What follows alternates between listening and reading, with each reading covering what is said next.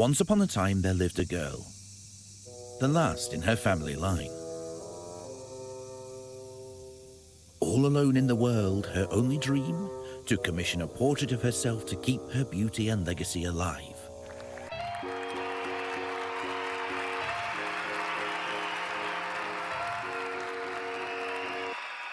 We are back today on Play It Forward with Katelyn Douglass, filmmaker, writer, director, actor. The film we're going to be talking about is Cecily with Apples. Katelyn, thank you for being on the show. Sorry, it's Cecily with Apple. With apple, just one apple. Just one apple. I wanted more apples in the film, apparently, but it's Cecily with Apple. I think I was like so concerned not to butcher the name That's that I butchered something. Anyway, fine.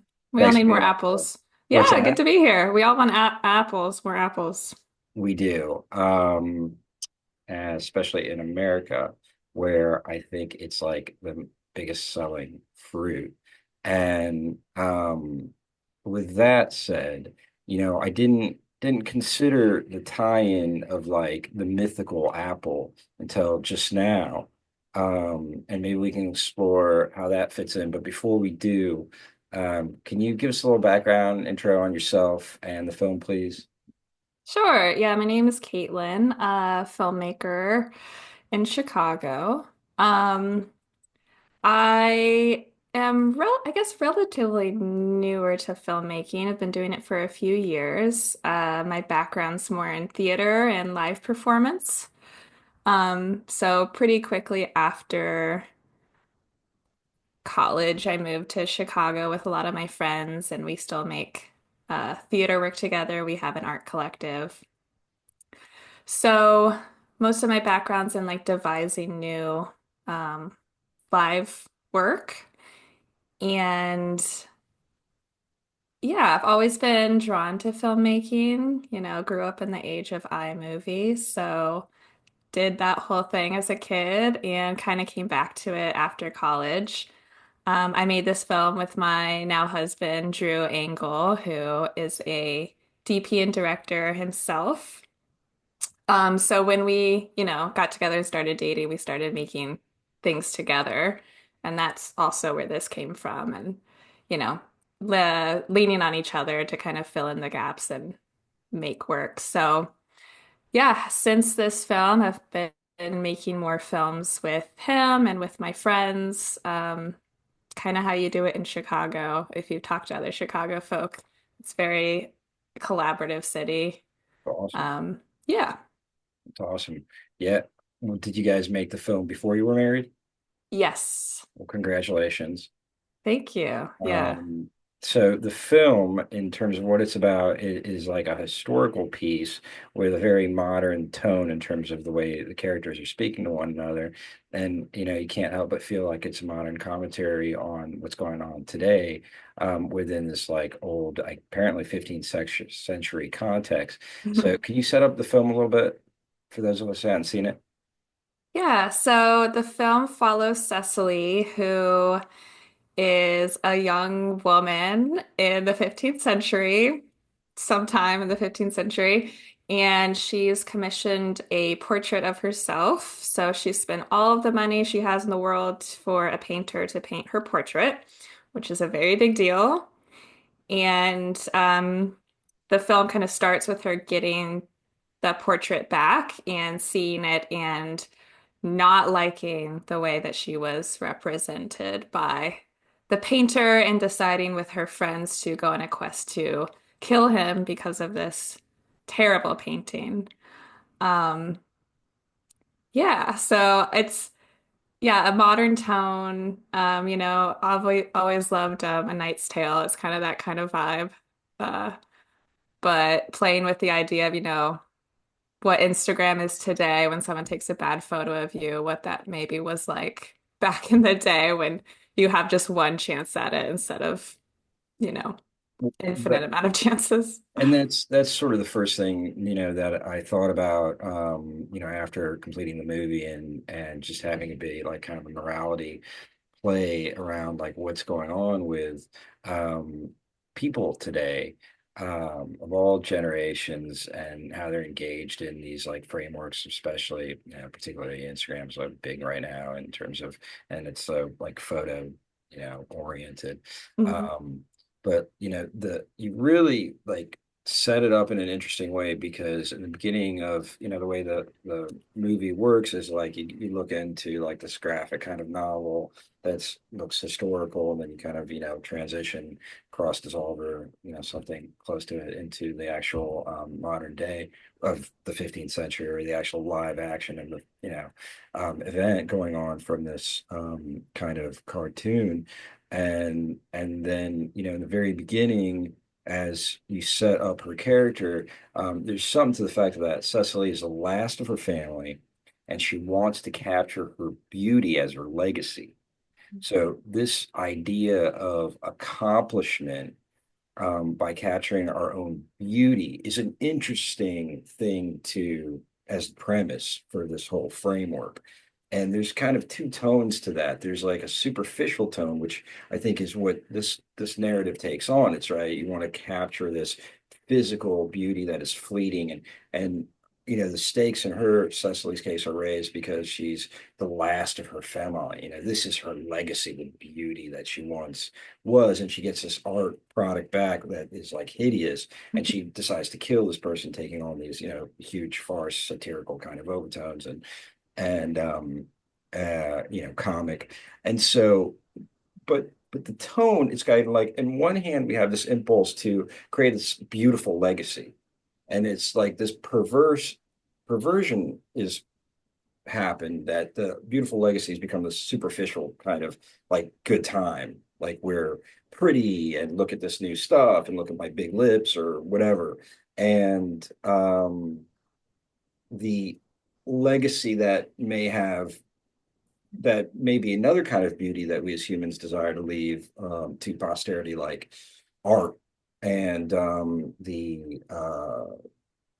the feelings, the aesthetic feelings, the transcendent feelings that it conveys, is kind of left by the wayside in this film, and certainly the commentaries there.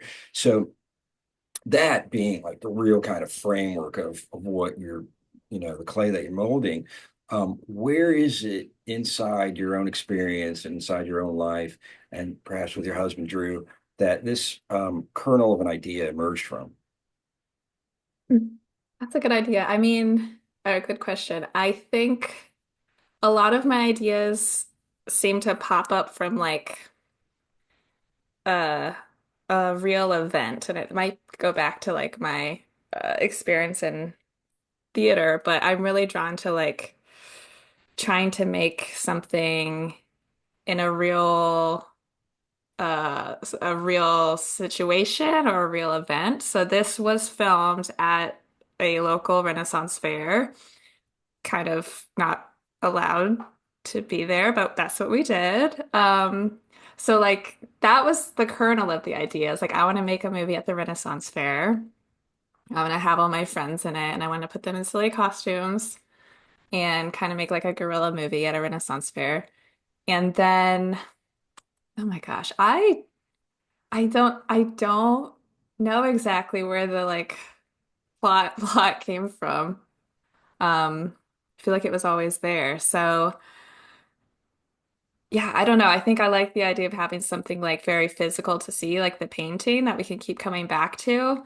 Um, so if I wanted to do it at the Renaissance Fair, I wanted something with like a painting. We had another movie that we didn't do that was like around a painting. So from there, I wrote it from my personal experience, I guess. And uh, yeah. It's watching it and thinking about what the character goes through, and the end is destiny painted her fate with strokes of never-ending solitude. Sad. So, you know, the idea being that, the meaning that I really got out of it is that seeking to frame our lives in this ideal, perfect context, we're destined for some sort of disappointment Hmm. if we're not seeing the truth or something else. we're Hmm. trying to capture ourselves as something that perhaps we want to be and we're not. So I guess Yeah. for you, yeah, as you see Yeah. it now, Uh, how do you see the film and the meaning of the film for yourself? yeah, I mean it's definitely, I mean me personally, I care what I look like. It's something I think about probably every day, going through life. So, that permeates everything I do for better or worse. And I think the biggest part of this film that I liked exploring was the fact that that piece of living has probably been what people have dealt with forever in some way, especially women. So the idea of like very, comically seeing what it was like back in the 15th century, like you kind of can't escape it. Like you're always gonna care about what you look like. So yeah, and that it is never perfect and it's something you kind of chase.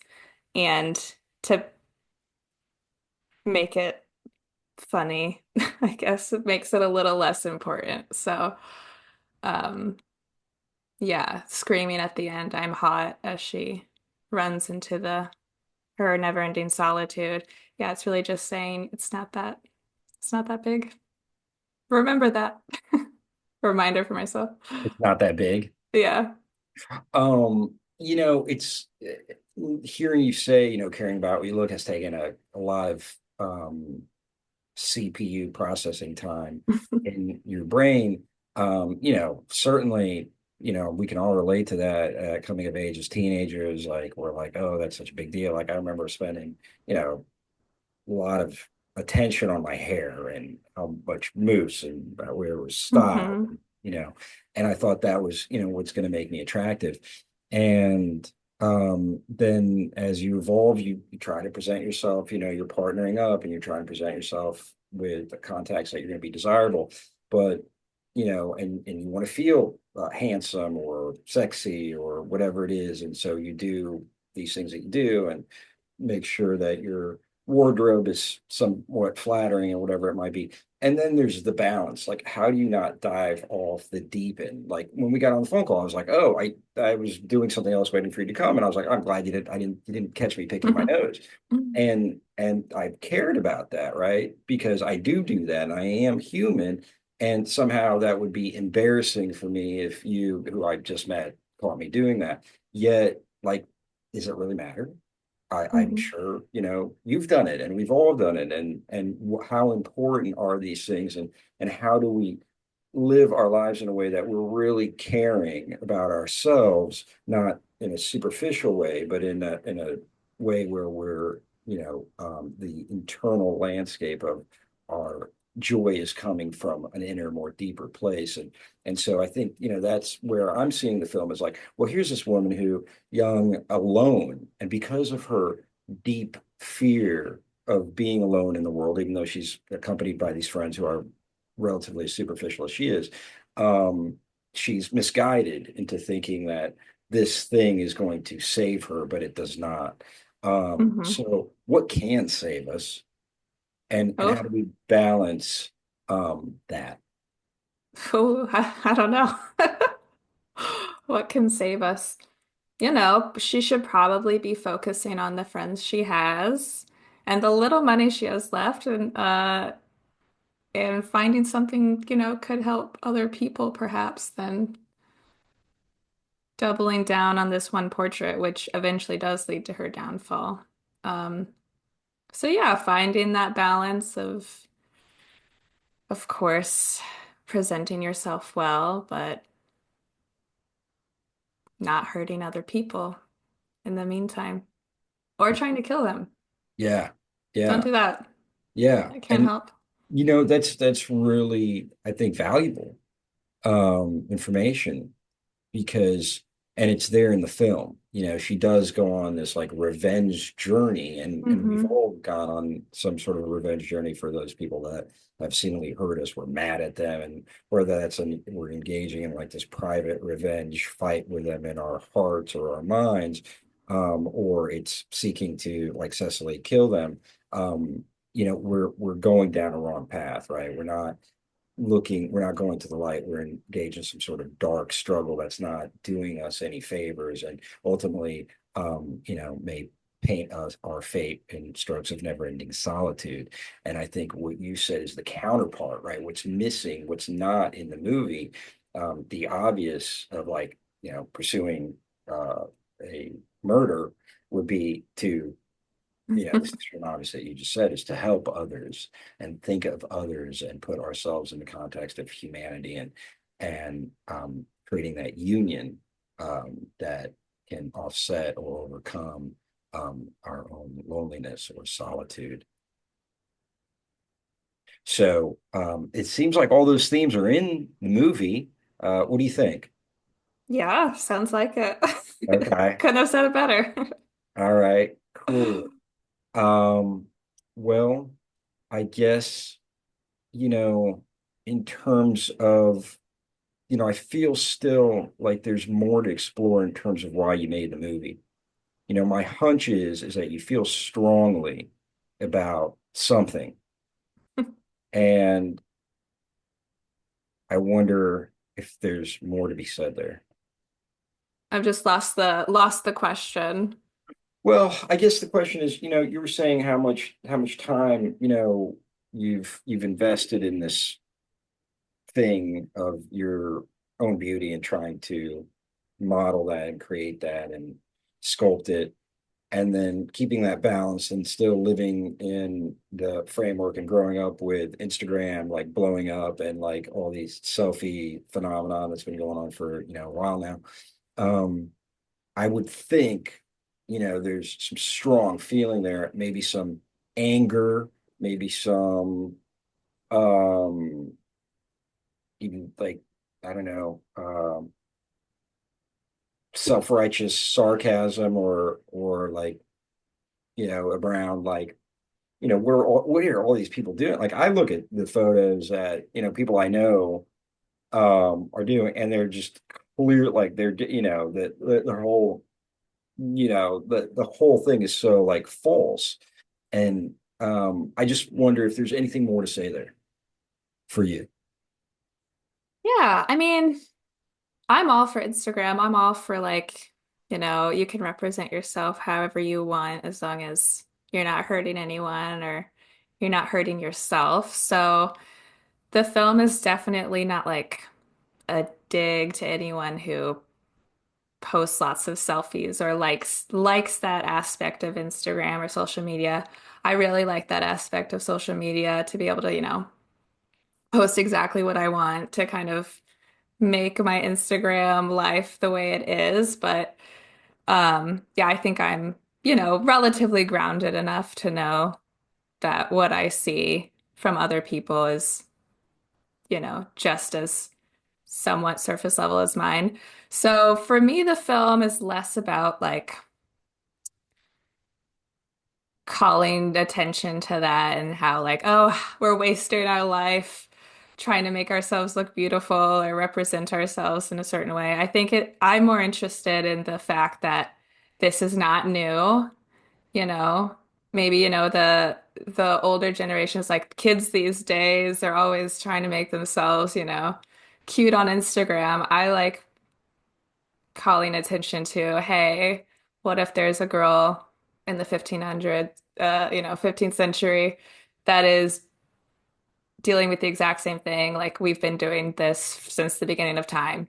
True or not, I think that's the comedy to me, and that's like the super sarcastic part of the story, and that this is not new. It will never be new. It's not that deep, you know. Instagram isn't that deep. A portrait back in the day isn't that deep. And then yeah, it's just exploring the kind of like spiral that you can go into, and that feels very important, but it really isn't. It's been the same kind of surface thing forever. And that's okay. You know, for Cecily, it does lead to her um, eternal solitude and loss of all of her friends. That's probably the worst way it can go. But for us, it's like, it's okay. You do something else. Keep moving on. Yeah, so that's what I'm interested in more than, you know, saying that people shouldn't be doing this. I post away. I love it. Just be careful. Cool. Have some other hobbies. Awesome. Kaitlyn, last question on Play It Forward. How have you been personally changed since making Cecily with Apple? This was a really special project because I did, like, everyone in it is a really close friend of mine, and it was really fun to collaborate with them and, kind of make this film and the guise of like just as attendees at a fair. Um, so we did that all together and like completing it. So that was really special just amongst like my personal friend group. And since then we've been able to, make more things together. Um, so yeah, that has been great. This is a great like first project with my friends that really brought us all together in this kind of format. And personally, I still post on Instagram. It's still fun. I just keep in mind, don't fall off the deep end. Cool. Keep it reality check. Yeah, All a little right. bit. Sounds good. Katelyn Douglass, nominated by Will Sondheim. We are Hmm. on Play It Forward. Katelyn, thank you so much for being on the show today. Thank you. It's great chatting with you. Likewise. All right. Peace. Till next time. Bye. Bye.